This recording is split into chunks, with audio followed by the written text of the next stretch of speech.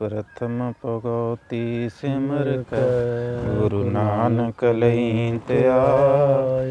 फिर अंगद गुर ते अमरदास रामदास होई सहाय।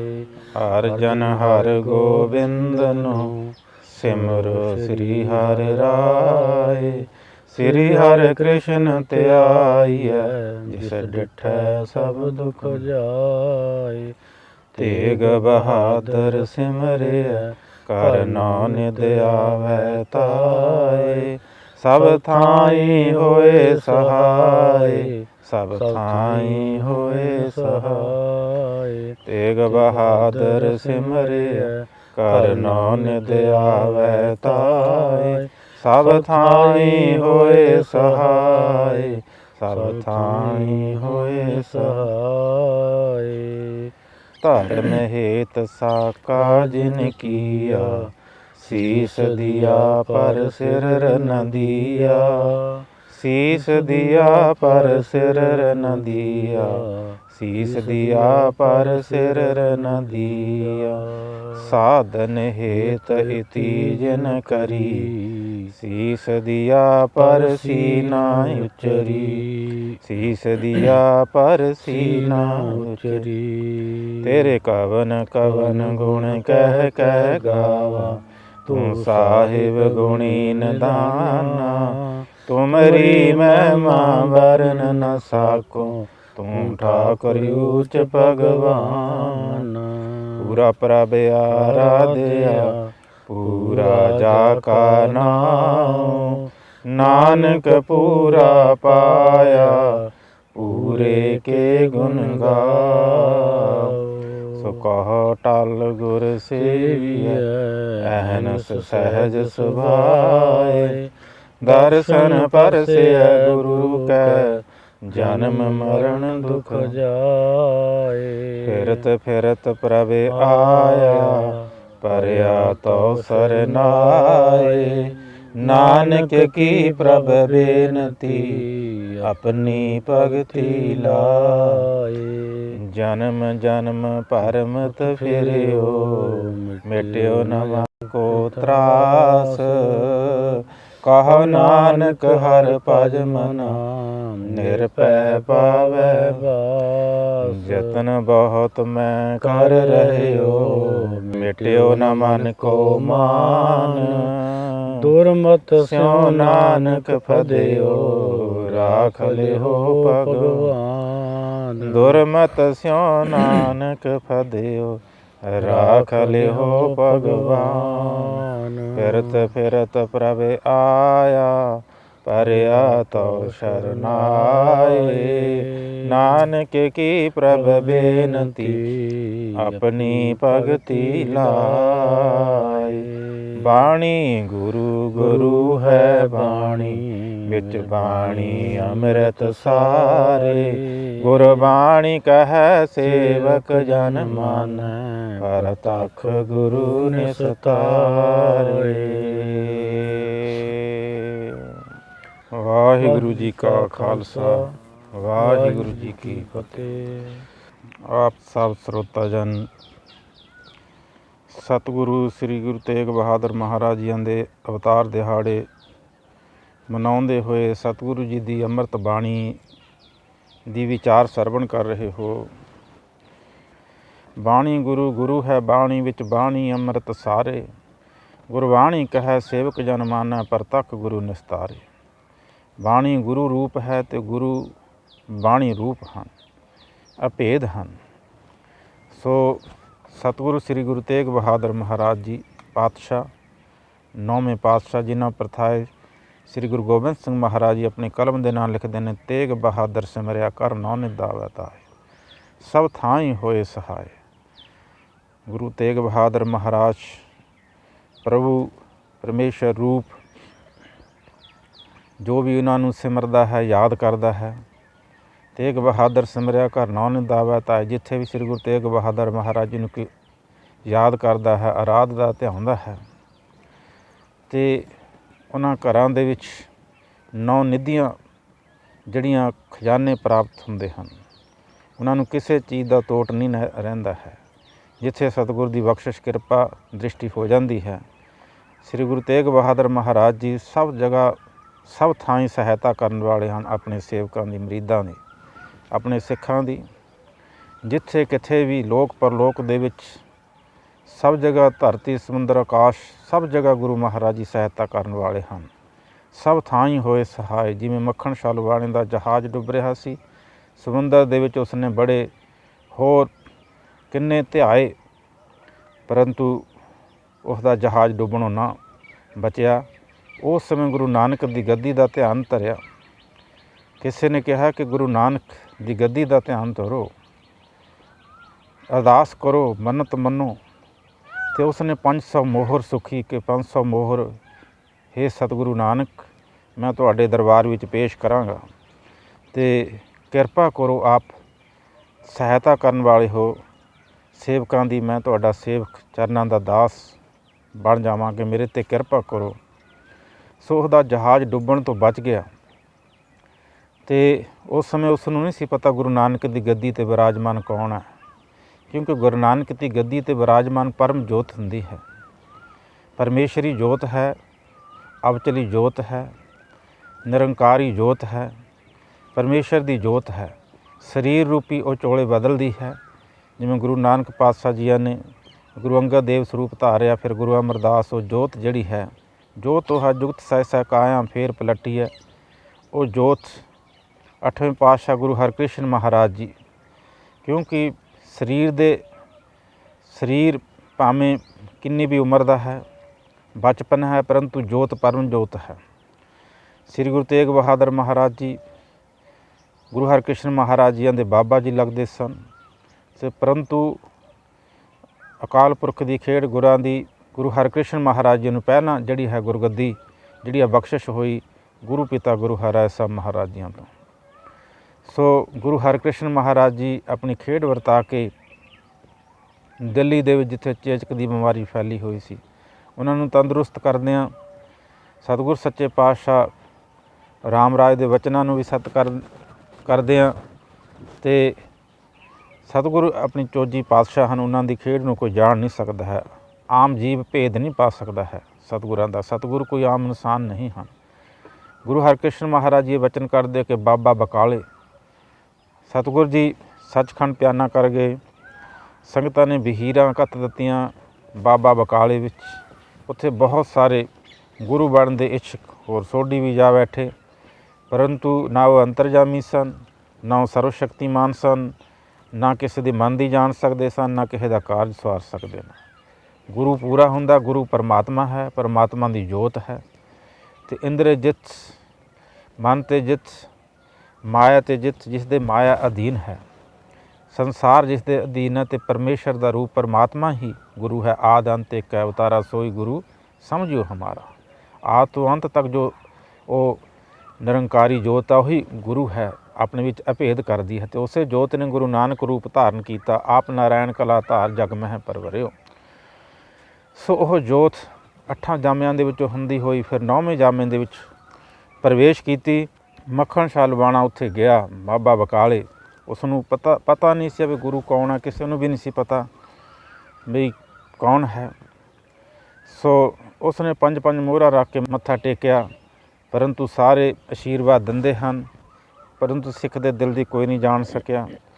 ਉਸ ਨੇ ਫਿਰ ਪੁੱਛਿਆ, ਉਹ ਨਿਰਾਸ਼ ਹੋ ਗਿਆ ਸਿੱਖ ਕਿ ਗੁਰੂ ਸਮਰੱਥ ਹੁੰਦਾ ਹੈ, ਮੈਂ ਉਸ ਨੂੰ ਗੁਰੂ ਮੰਨਾਂਗਾ ਜਿਹੜਾ ਆਪਣੀ ਮੰਨਤ ਜਿਹੜੀ ਹੈ, ਆਪਣੀ ਜਿਹੜੀ ਦਸਵੰਧ ਹੈ, ਆਪਣੀ ਭੇਟ ਹੈ, ਮੰਗ ਕੇ ਲਵੇਗਾ। ਕਿਸੇ ਨੇ ਮੰਗ ਕੇ ਨਹੀਂ ਲਈ, ਸਭ ਨੇ ਆਸ਼ੀਰਵਾਦ ਦਿੱਤੇ। ਫਿਰ ਉਸ ਨੇ ਨਿਰਾਸ਼ ਹੋ ਕੇ ਪੁੱਛਿਆ ਬਈ ਕੋਈ ਹੋਰ ਵੀ ਹੈ ਇੱਥੇ ਸੋਢੀ? ਤਾਂ ਲੋਕਾਂ ਨੇ ਦੱਸਿਆ, ਕਈਆਂ ਨੇ ਵੀ ਹਾਂ ਇੱਥੇ ਹੈ ਤਾਂ ਹੈ, ਇੱਕ ਅੰਦਰ ਹੀ ਰਹਿੰਦਾ ਹੈ, ਕੱਚੇ ਭੋਰੇ ਵਿੱਚ ਰਹਿੰਦਾ, ਕਿਤੇ ਰਾਤ ਬਰਾਤੇ ਹੀ ਬਾਹਰ ਆਉਂਦਾ ਹੈ। ਲੋਕ ਜਿਹੜੇ ਹਨ ਉਹਨੂੰ ਬਸ ਐਂ ਸਮਝਣ ਲੱਗ ਗਏ ਵੀ ਇਹ ਜਿਹੜਾ ਬੰਦਾ ਨਾ ਕਿਸੇ ਨਾਲ ਬੋਲੇ, ਨਾ ਕਿਸੇ ਨਾਲ ਗੱਲ ਕਰੇ, ਆਮ ਦੁਨਿਆਵੀ ਲੋਕਾਂ ਵਾਂਗੂ ਚਲਾਕੀਆਂ ਚੁਸਤੀਆਂ ਨਾ ਕਰੇ, ਚਲਾਕੀਆਂ ਖੇਡਾਂ ਨਾ ਕਰੇ, ਦੂਸਰਿਆਂ ਨੂੰ ਮੂਰਖ ਨਾ ਬਣਾਵੇ। ਅਤੇ ਇਸ ਤਰ੍ਹਾਂ ਦਾ ਜਿਹੜਾ ਇਨਸਾਨ ਹੁੰਦਾ, ਕੋਈ ਭਾਵੇਂ ਰੱਬ ਦਾ ਪਿਆਰਾ ਹੋਵੇ, ਉਸ ਨੂੰ ਫਿਰ ਲੋਕ ਜਿਹੜੇ ਹਨ ਕਾਮਲਾ ਸਮਝਦੇ ਨੇ ਵੀ ਇਹ ਕਾਮਲਾ ਹੀ ਹੈ। ਇਸ ਕਰਕੇ ਸਤਿਗੁਰੂ ਜੀ ਨੂੰ ਵੀ ਇਸ ਤਰ੍ਹਾਂ ਸਮਝਣ ਲੱਗ ਗਏ ਵੀ ਤੱਕ ਦਿਨਾਂ ਦੀ ਸਾਲਾਂ ਦੇ ਸਾਲ ਬੀਤ ਗਏ, 26 ਸਾਲ 9 ਮਹੀਨੇ 13 ਦਿਨ ਦਾ ਸਮਾਂ ਬੀਤ ਗਿਆ। ਗੁਰੂ ਮਹਾਰਾਜ ਨੂੰ ਵੀ ਇਸ ਤਰ੍ਹਾਂ ਹੀ ਲੋਕ ਸਮਝਣ ਲੱਗੇ। ਇਸ ਤਰ੍ਹਾਂ ਕਰਕੇ ਇਹੋ ਜਿਹੇ ਸ਼ਬਦ ਜਿਹੜੇ ਹਨ ਵਰਤੇ ਗੁਰਦੇਵ ਵਾਸਤੇ, ਜੋ ਆਪਾਂ ਆਪਣੇ ਜਿਹੜਾ ਹੈ ਜ਼ਬਾਨ ਤੋਂ ਨਹੀਂ ਕਹਿ ਸਕਦੇ। ਸੋ ਇਸ ਤਰ੍ਹਾਂ ਸਤਿਗੁਰੂ ਸੱਚੇ ਪਾਤਸ਼ਾਹ ਨੂੰ ਵੀ ਮਤਲਬ ਇੱਕ ਸਿੱਧਾ ਸਾਦਾ ਜਿਹਾ ਹੈ, ਇਸ ਤਰ੍ਹਾਂ ਦਾ ਪੁਰਸ਼ ਹੈ, ਕੋਈ ਹੈ ਸੋਢੀ ਵੀ ਉਹ ਹੈ ਇੱਕ ਹੈ।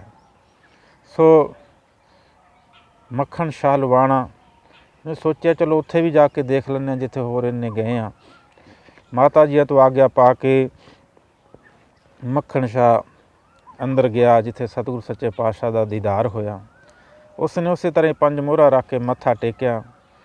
ਸਤਿਗੁਰੂ ਤੇਗ ਬਹਾਦਰ ਮਹਾਰਾਜ ਜੀ ਅੰਤਰਜਾਮੀ ਘਟ ਘਟ ਦੀ ਜਾਣਨ ਵਾਲੇ ਰੱਬ ਰੂਪ ਕਹਿਣ ਲੱਗੇ, ਸਿੱਖਾ ਸਾਨੂੰ ਮੋਹਰਾਂ ਦੀ ਲੋੜ ਨਹੀਂ ਹੈ, ਗੁਰੂ ਤਾਂ ਦਾਤਾ ਹੈ, ਸਿੱਖ ਨੂੰ ਦਾਤਾ ਬਖਸ਼ਦਾ, ਪਰੰਤੂ ਸਿੱਖ ਜੋ ਗੁਰੂ ਨਾਲ ਬਚਨ ਕਰਦਾ ਹੈ ਉਹਨੂੰ ਪੂਰਾ ਕਰਨਾ ਚਾਹੀਦਾ ਹੈ। ਸਾਨੂੰ ਤੇਰੀਆਂ ਮੋਹਰਾਂ ਦੀ ਜ਼ਰੂਰਤ ਨਹੀਂ ਹੈ, ਪਰੰਤੂ ਸਿੱਖ ਨੂੰ ਬਚਨ ਦਾ ਪੱਕਾ ਹੋਣਾ ਚਾਹੀਦਾ। ਝੂਠੀ ਅਰਦਾਸ ਨਹੀਂ, ਸੱਚੀ ਅਰਦਾਸ ਕਰੇ। ਦੇਖ ਅਜੇ ਤਾਂ ਸਾਡੇ ਜ਼ਖਮ ਵੀ ਨਹੀਂ ਸੁੱਕੇ, ਗੁਰੂ ਜੀ ਨੇ ਮੋਢੇ ਤੋਂ ਪਰਨਾ ਚੁੱਕ ਕੇ ਜ਼ਖਮ ਦਿਖਾਏ ਕਿ ਆਹ ਦੇਖ ਤੇਰਾ ਜਿਹੜਾ ਜਹਾਜ਼ ਹੈ ਮੋਢਾ ਲਾ ਕੇ ਬੰਨੇ ਲਾਉਂਦੇ ਆ, ਘੁੰਮਣ ਘੇਰੀ ਵਿੱਚੋਂ ਕੱਢਦੇ ਆ, ਅਜੇ ਤਾਂ ਜ਼ਖਮ ਵੀ ਨਹੀਂ ਰਾਜੀ ਹੋਏ। ਗੁਰੂ ਇਸ ਤਰ੍ਹਾਂ ਸਹਾਇਤਾ ਕਰਦਾ ਹਰ ਜਗ੍ਹਾ। ਜਿੱਥਾ ਤੂੰ ਸਮਰੱਥ ਜਿੱਥਾ ਕੋਈ ਨਾ ਹੈ।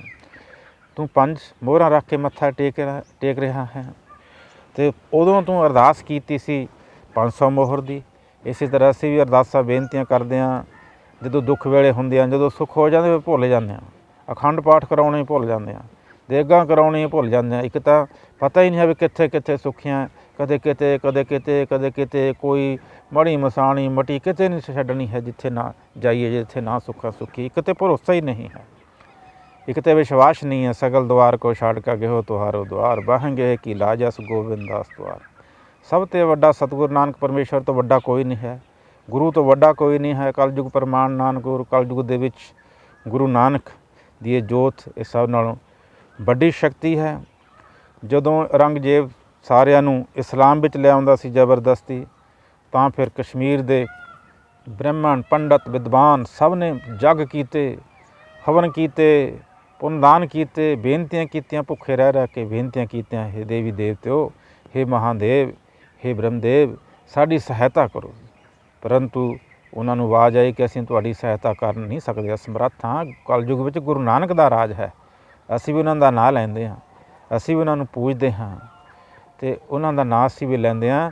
ਤੁਸੀਂ ਉਹਨਾਂ ਦੀ ਸ਼ਰਨ ਵਿੱਚ ਜਾਓ, ਸਮਰੱਥ ਨਹੀਂ ਹੋ, ਅਤੇ ਉਹ ਕਿਰਪਾ ਕਰਨਗੇ। ਪਰਮੇਸ਼ਰੀ ਜੋਤ ਅਵਤਰੀ ਹੋਈ ਹੈ ਸੰਸਾਰ ਦੇ ਵਿੱਚ।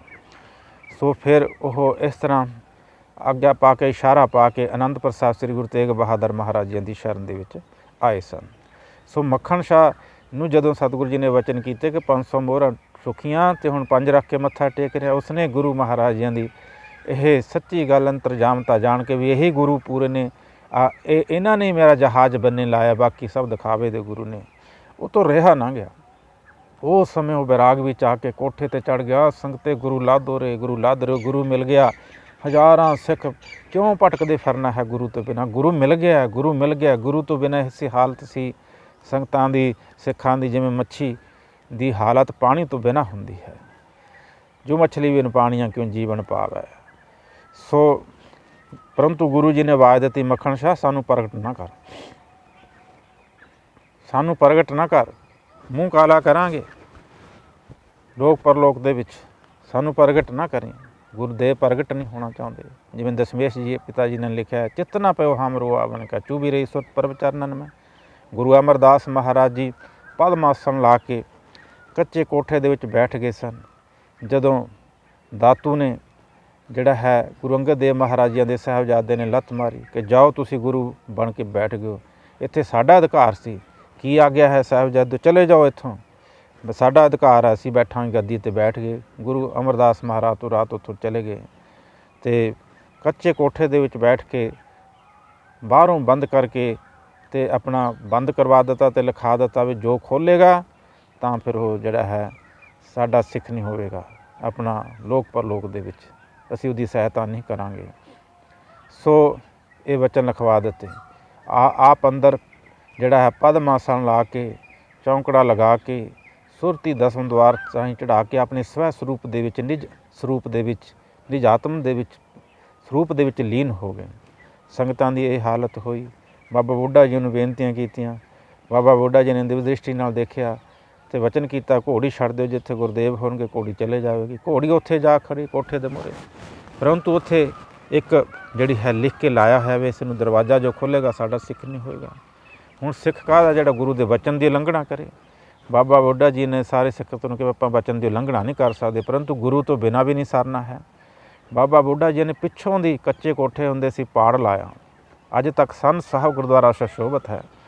ਪਾੜ ਲਾਇਆ ਅਤੇ ਪਿੱਛੋਂ ਦੀ ਅੰਦਰ ਗਏ ਬਾਬਾ ਬੁੱਢਾ ਜੀ, ਜਾ ਕੇ ਚਰਨਾਂ ਨੂੰ ਦਬਾਇਆ। ਸੁਰਤੀ ਨੀਚੇ ਉਤਰੀ, ਦਸਮ ਦੁਆਰ ਤੋਂ ਨੇਤਰ ਕਮਲ ਖੁੱਲ੍ਹੇ।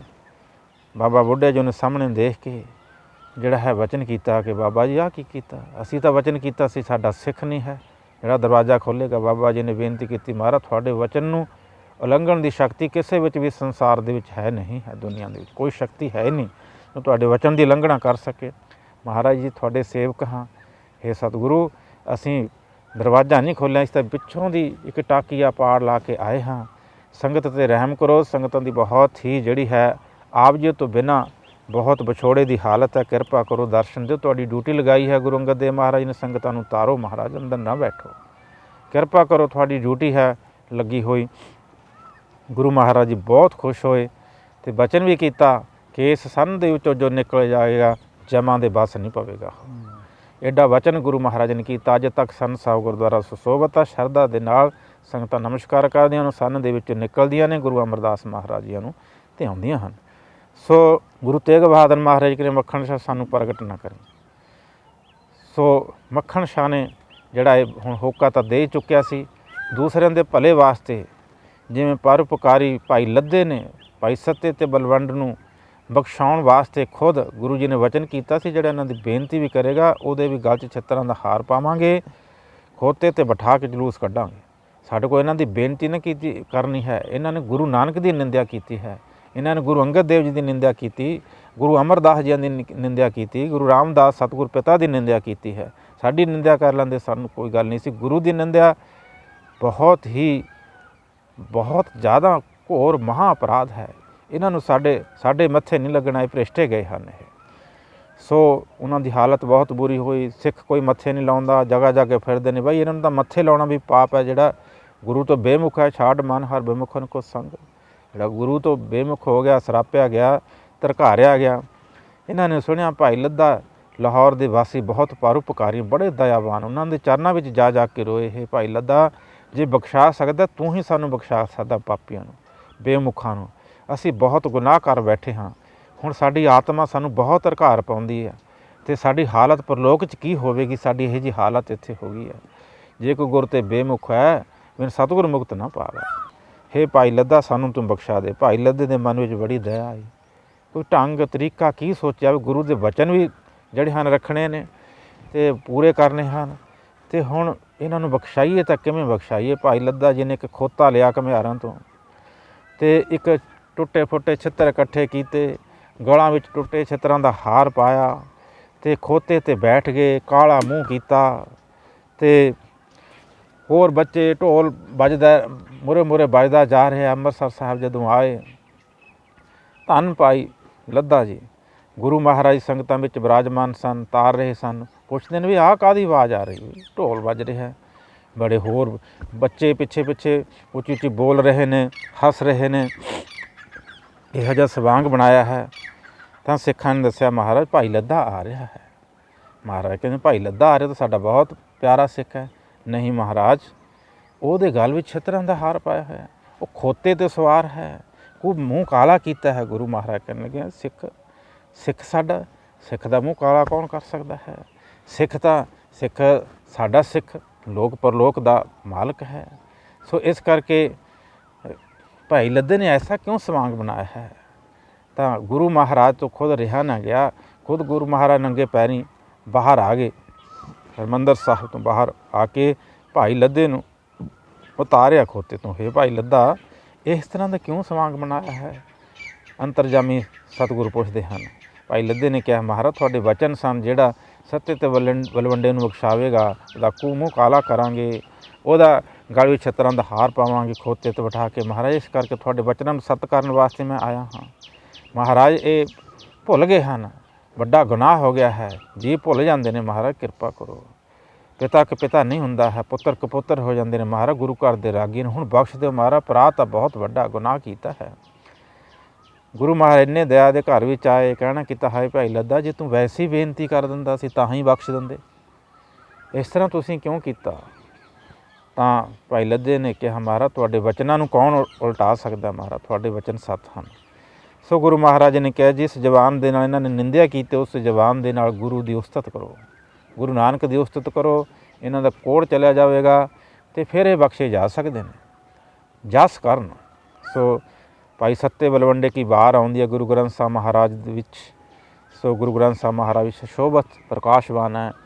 ਸੋ ਬਾਣੀ ਜਿਹੜਾ ਹੈ ਉਚਰਨ ਕਰਨ ਦੀ ਸ਼ਕਤੀ ਗੁਰੂ ਮਹਾਰਾਜ ਨੇ ਪ੍ਰਦਾਨ ਕੀਤੀ। ਭਾਈ ਸੱਤੇ ਬਲਵੰਡੇ ਨੇ ਜਿਹੜੀ ਵਾਰ ਉਚਾਰ ਕੇ ਸਤਿਗੁਰੂ ਸਾਹਿਬਾਨ ਦੀ ਪੰਜਾਂ ਗੁਰੂਆਂ ਦੀ ਉਸਤਤ ਕੀਤੀ ਤਾਂ ਫਿਰ ਉਹ ਬਖਸ਼ੇ ਗਏ। ਸੋ ਮੱਖਣ ਸ਼ਾਹ ਨੇ ਆਪਣਾ ਕਾਲਾ ਮੂੰਹ ਆਪੇ ਹੀ ਕਰ ਲਿਆ। ਮੂੰਹ ਕਾਲਾ ਕਰਕੇ ਗੁਰੂ ਸਾਹਿਬ ਦੇ ਸਾਹਮਣੇ ਆਇਆ, ਬੇਨਤੀ ਕੀਤੀ, ਮਹਾਰਾਜ ਸੰਗਤ 'ਤੇ ਰਹਿਮ ਕਰੋ। ਸ੍ਰੀ ਗੁਰੂ ਤੇਗ ਬਹਾਦਰ ਮਹਾਰਾਜ ਜੀ ਫਿਰ ਰਹਿਮ ਦੇ ਘਰ ਵਿੱਚ ਆਏ ਅਤੇ ਬਖਸ਼ ਦਿੱਤਾ ਭਾਈ ਮੱਖਣ ਸ਼ਾਹ ਨੂੰ। ਤੂੰ ਐਡੀ ਵੱਡੀ ਕੁਰਬਾਨੀ ਕੀਤੀ ਹੈ, ਪਰ ਲੋਕ ਦੇ ਵਿੱਚ ਤੇਰਾ ਕੋਈ ਮੂੰਹ ਕਾਲਾ ਨਹੀਂ ਹੋਵੇਗਾ।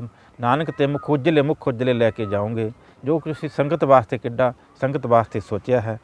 ਸੋ ਫਿਰ ਜਿਹੜੀ ਹੈ ਮੱਖਣ ਸ਼ਾਹ ਨੇ ਬੇਨਤੀ ਕੀਤੀ ਅਤੇ ਮਾਤਾ ਗੁਜਰੀ ਜੀ ਫਿਰ ਜਿਹੜਾ ਹੈ ਦਰਬਾਰ ਸਜਿਆ, ਸੰਗਤਾਂ ਨੂੰ ਦਰਸ਼ਨ ਹੋਏ।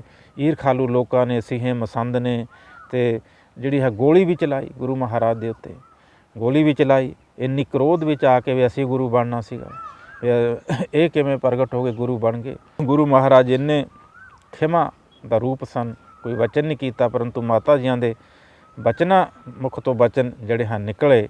ਮਾਤਾ ਨਾਨਕੀ ਜੀ, ਮਾਤਾ ਗੁਜਰੀ ਜੀ, ਸੋ ਕਿ ਜਿਸ ਨੇ ਸਾਡੇ ਪੁੱਤਰ 'ਤੇ ਐਡੇ ਦਇਆਲੂ, ਪਰਮ ਕਿਰਪਾਲੂ ਰੱਬ ਰੂਪ ਜਿਹੜਾ ਹੈ ਪੁੱਤਰ 'ਤੇ ਗੋਲੀ ਚਲਾਈ ਹੈ, ਉਹਦੀ ਜਿਹੜਾ ਬਾਂਹ ਕਿਉਂ ਨਾ ਸੁੱਕ ਜੇ। ਸੀਹੇ ਮਸੰਦ ਦੀ ਬਾਂਹ ਸੁੱਕ ਗਈ ਸੀ ਫਿਰ। ਸੋ ਇਸ ਕਰਕੇ ਗੁਰੂ ਤੇਗ ਬਹਾਦਰ ਮਹਾਰਾਜ ਪਰਮ ਕਿਰਪਾਲੂ ਹੋਣ ਇਸ ਤਰ੍ਹਾਂ ਪ੍ਰਗਟ ਹੋਏ। ਫਿਰ ਜਿਹੜਾ ਹੈ ਕਸ਼ਮੀਰੀ ਪੰਡਤ ਬ੍ਰਾਹਮਣ, ਉਹਨਾਂ ਦੀ ਬੇਨਤੀ ਤੋਂ ਔਰੰਗਜ਼ੇਬ ਨੂੰ ਜਿਹੜਾ ਹੈ ਸੁਨੇਹਾ ਭੇਜ ਦਿੱਤਾ ਕਿ ਜਾ ਕੇ ਔਰੰਗਜ਼ੇਬ ਨੂੰ ਕਹਿ ਦਿਓ ਕਿ ਸਾਨੂੰ ਬਣਾ ਲਓ ਮੁਸਲਮਾਨ, ਜੇ ਉਹ ਬਣ ਗਏ ਫਿਰ ਸਾਰੇ ਹੀ ਬਣ ਜਾਵਾਂਗੇ। ਸੋ ਇਸ ਕਰਕੇ ਇਹ ਇਤਿਹਾਸ ਸਰਵਣ ਕਰ ਚੁੱਕੇ ਹੋ। ਗੁਰੂ ਤੇਗ ਬਹਾਦਰ ਮਹਾਰਾਜ ਜੀ ਕਿਵੇਂ ਜਿਹੜਾ ਹੈ ਦਿੱਲੀ ਦੇ ਵਿੱਚ ਗਏ ਹਨ, ਔਰੰਗਜ਼ੇਬ ਨੂੰ ਸਮਝਾਉਂਦੇ ਨੇ, ਪਰੰਤੂ ਉਸ ਨਾ ਸਮਝਿਆ, ਗੁਰੂ ਜੀ ਨੂੰ ਕੈਦ ਕੀਤਾ ਹੈ। ਗੁਰੂ ਜੀ ਨੇ ਆਪਣਾ ਜਿਹੜਾ ਹੈ ਸ਼ਹੀਦੀ ਦਾ ਵਕਤ ਨੇੜੇ ਜਾਣ ਕੇ ਅਤੇ ਇਹ ਜਿਹੜੀ ਹੈ ਬਾਣੀ ਲਿਖ ਕੇ ਭੇਜੀ ਹੈ ਭਾਈ ਗੁਰਦਿੱਤਾ ਜੀਆਂ ਦੇ ਕੋਲੇ, ਅਤੇ ਕਿਸ ਦਾ ਜਵਾਬ ਵੀ ਲੈ ਕੇ ਆਉਣਾ ਹੈ। ਇੱਧਰ ਪਿੱਛੇ ਸੰਗਤਾਂ ਬਹੁਤ ਤੜਫ ਰਹੀਆਂ ਨੇ। ਜਿਹੜੀਆਂ ਸੰਗਤਾਂ ਸਿੱਖ ਜਿਹੜੇ ਹਨ ਸੁਨੇਹਾ ਲੈ ਕੇ ਆਉਂਦੇ ਨੇ ਅਨੰਦਪੁਰ ਸਾਹਿਬ, ਜਾ ਕੇ ਹਾਲ ਚਾਲ ਪੁੱਛਦੇ ਨੇ, ਦੱਸੀ ਜਾਂਦੇ ਨੇ ਨਾਲ ਦੀ ਨਾਲ। ਮਾਤਾ ਨਾਨਕੀ ਜੀ ਗੁਰੂ ਮਹਾਰਾਜ ਜੀਆਂ ਦੇ ਆਪਣਾ ਪਰਮ ਪੂਜਾ ਮਾਤਾ ਜੀ, ਅਤੇ ਮਾਤਾ ਗੁਜਰੀ ਜੀ ਗੁਰੂ ਮਹਾਰਾਜ ਜੀ ਧਰਮ ਸਪਤਨੀ ਗੁਰੂ ਗੋਬਿੰਦ ਸਿੰਘ ਮਹਾਰਾਜ ਜੀਆਂ ਦੇ ਮਾਤਾ ਸਾਹਿਬਾਨ।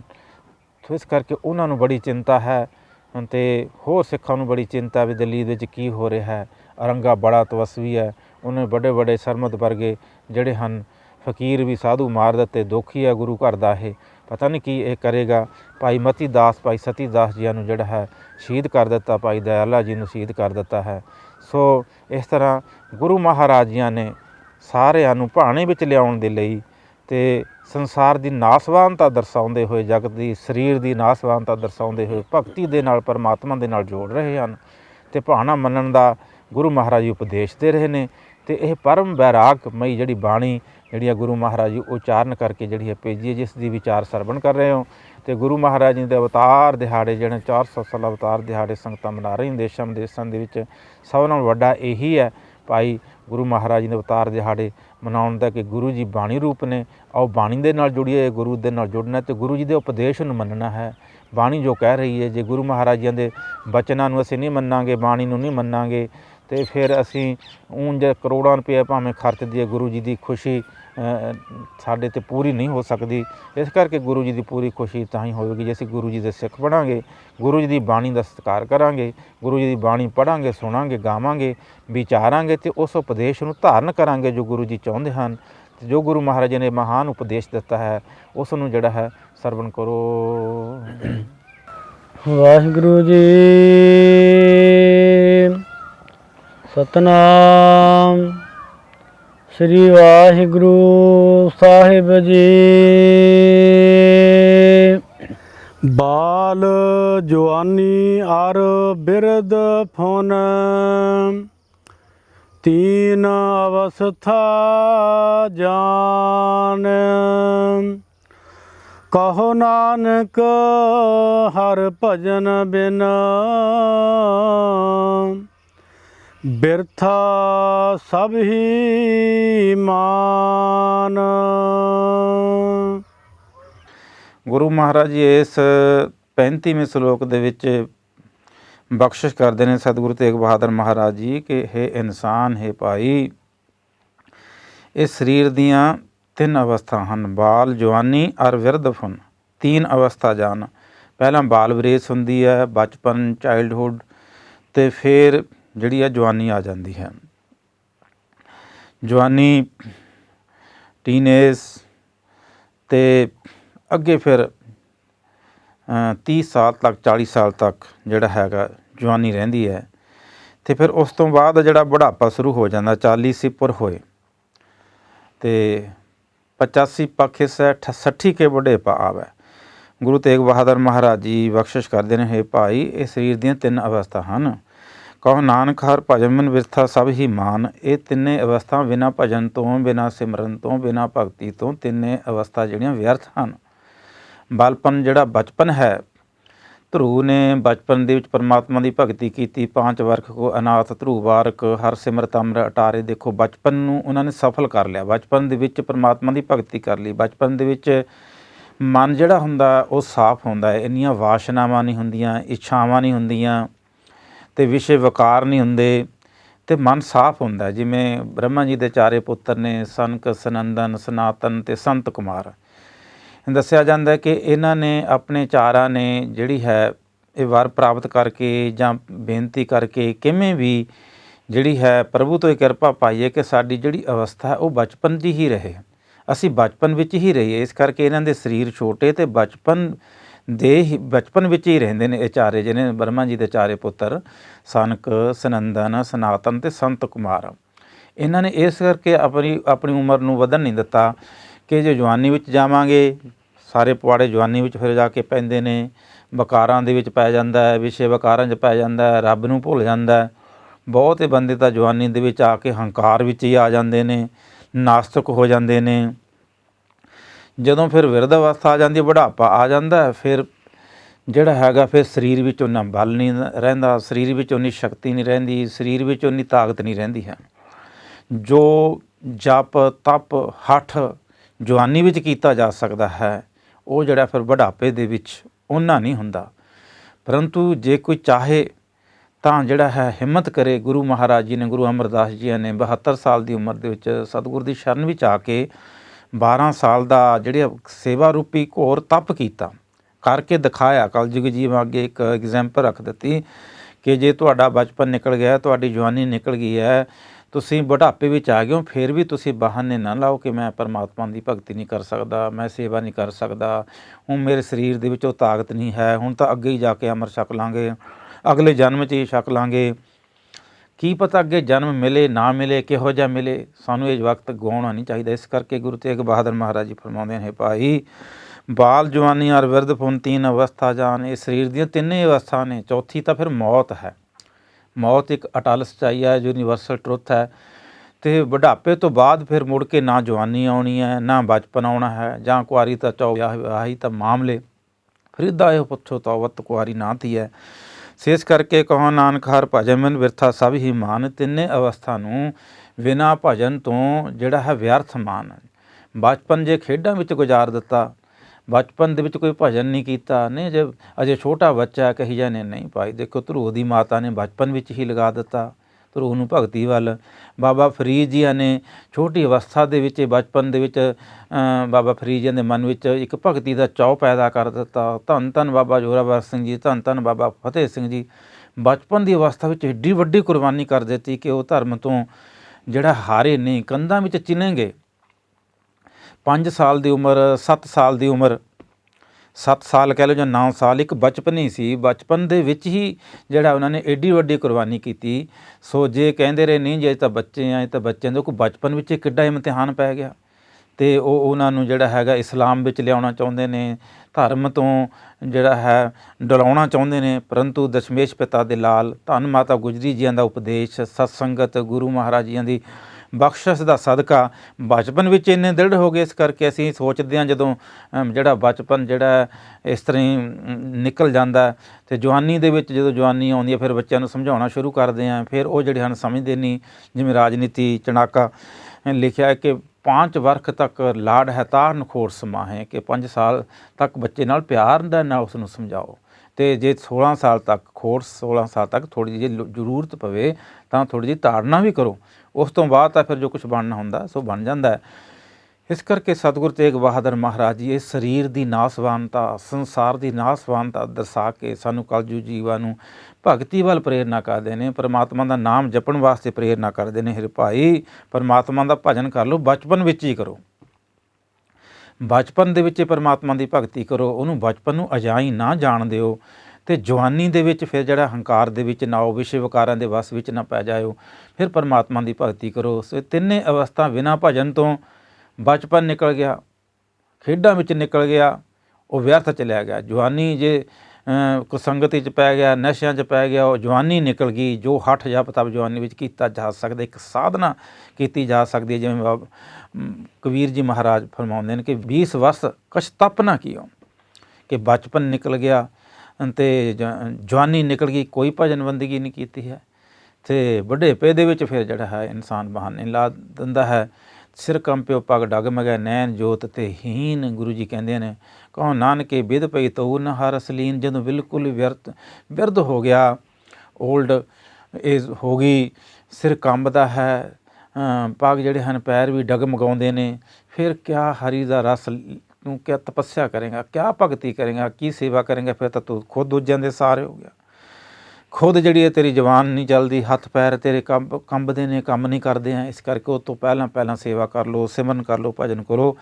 ਇਸ 35ਵੇਂ ਸ਼ਲੋਕ ਦੇ ਅੰਦਰ ਗੁਰੂ ਤੇਗ ਬਹਾਦਰ ਮਹਾਰਾਜ ਜੀ ਇਹ ਫਰਮਾਉਂਦੇ ਨੇ, ਭਾਈ ਇਹ ਜਿਹੜੀਆਂ ਤਿੰਨੇ ਅਵਸਥਾ ਨੇ, ਬਾਲ, ਜਵਾਨੀ ਔਰ ਬਿਰਧ ਫੁਨ, 3 ਅਵਸਥਾ ਹਨ, ਸਰੀਰ ਦੀਆਂ 3 ਅਵਸਥਾ ਹੀ ਹਨ। ਅਤੇ ਇਸ ਤੋਂ ਬਾਅਦ ਚੌਥੀ ਅਵਸਥਾ ਨਹੀਂ ਹੈ, ਚੌਥੀ ਅਵਸਥਾ ਤਾਂ ਮੌਤ ਹੀ ਹੈ। ਅਤੇ ਤਿੰਨੇ ਅਵਸਥਾ ਬਿਨਾਂ ਭਜਨ ਤੋਂ ਵਿਅਰਥ ਚਲੇ ਜਾਂਦੇ, ਵਿਅਰਥ ਹਨ। ਜੇ ਬਚਪਨ ਨੂੰ ਤੂੰ ਵਿਅਰਥ ਨਾ ਗਵਾ, ਉਹ ਤੋਂ ਲਾਭ ਲੈ, ਉਦੋਂ ਬੜਾ ਮਨ ਜਿਹੜਾ ਹੈ ਠੀਕ ਹੁੰਦਾ, ਸਾਫ਼ ਹੁੰਦਾ, ਉਸੇ ਸੰਭਾਲ ਲੈ। ਜਿਹੜੀਆਂ ਟਹਿਣੀਆਂ ਨੇ, ਨਰਮ ਟਹਿਣੀਆਂ ਜਦੋਂ ਹੁੰਦੀਆਂ ਨੇ ਉਹ ਮੋੜਨੀਆਂ ਸੌਖੀਆਂ ਹੁੰਦੀਆਂ ਨੇ। ਜਦੋਂ ਟਹਿਣੇ ਬਣ ਜਾਂਦੇ ਨੇ ਦਰਖਤ ਦੇ ਮੋਟੇ ਮੋਟੇ, ਫਿਰ ਉਹ ਮੁੜਦੇ ਨਹੀਂ, ਟੁੱਟ ਜਾਂਦੇ ਨੇ। ਇਸ ਤਰ੍ਹਾਂ ਜਿਹੜਾ ਹੈ ਬਚਪਨ ਦੇ ਵਿੱਚ ਇਹ ਚੰਗੇ ਪਾਸੇ ਆਪਣੇ ਬੱਚਿਆਂ ਨੂੰ ਪ੍ਰੇਰਨਾ ਕਰ ਲੈਣੀ ਚਾਹੀਦੀ ਹੈ। ਪੇਰੈਂਟਸ ਨੂੰ ਉਹਨਾਂ ਨੂੰ ਭਗਤੀ ਵੱਲ ਪ੍ਰੇਰਨਾ ਕਰਨੀ ਚਾਹੀਦੀ ਹੈ, ਸੰਗਤ ਵਿੱਚ ਲੈ ਕੇ ਜਾਣਾ ਚਾਹੀਦਾ ਅਤੇ ਧਾਰਮਿਕ ਅਸਥਾਨ ਸੰਗਤ ਵਿੱਚ ਲੈ ਕੇ ਉਹਨਾਂ ਚੰਗੀ ਸਿਕਸ਼ਾ, ਧਰਮ ਦੀ ਸਿਕਸ਼ਾ, ਪਰਮਾਤਮਾ ਦੀ ਭਗਤੀ ਦੀ ਸਿਕਸ਼ਾ, ਧਰੂ ਦੀ ਮਾਤਾ ਵਾਂਗੂ ਅਤੇ ਬਾਬਾ ਫਰੀਦ ਜੀਆਂ ਦੀ ਮਾਤਾ ਵਾਂਗੂ, ਅਤੇ ਸਾਹਿਬਜ਼ਾਦੇ ਬਾਬਾ ਜ਼ੋਰਾਵਰ ਸਿੰਘ, ਸਾਹਿਬਜ਼ਾਦੇ ਬਾਬਾ ਫਤਿਹ ਸਿੰਘ ਜੀ ਦੀ ਆਪਣਾ ਮਾਤਾ ਜੀਆਂ ਵਾਂਗੂ, ਮਾਤਾ ਗੁਜਰੀ ਜੀ ਵਾਂਗੂ ਪਹਿਲਾਂ ਹੀ ਇਹ ਜਿਹੜਾ ਹੈ ਸਿਕਸ਼ਾ ਦੇਣੀ ਚਾਹੀਦੀ ਹੈ।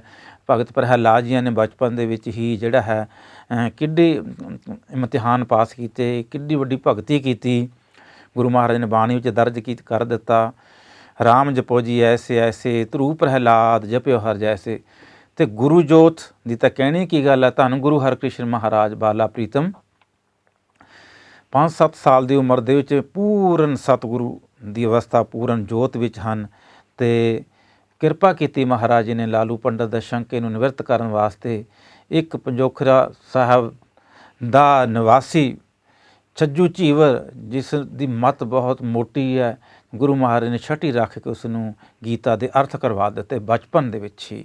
ਦੇ ਬਚਪਨ, ਸੋ ਗੁਰੂ ਦੇ ਵਿੱਚ ਬਚਪਨਾ ਨਹੀਂ ਹੈ, ਰੱਬ ਦੇ ਵਿੱਚ, ਪਰਮੇਸ਼ਰ ਦੇ ਵਿੱਚ ਉੱਥੇ ਇੱਕ ਪਰਿਪੂਰਨ ਜੋਤ ਹੈ।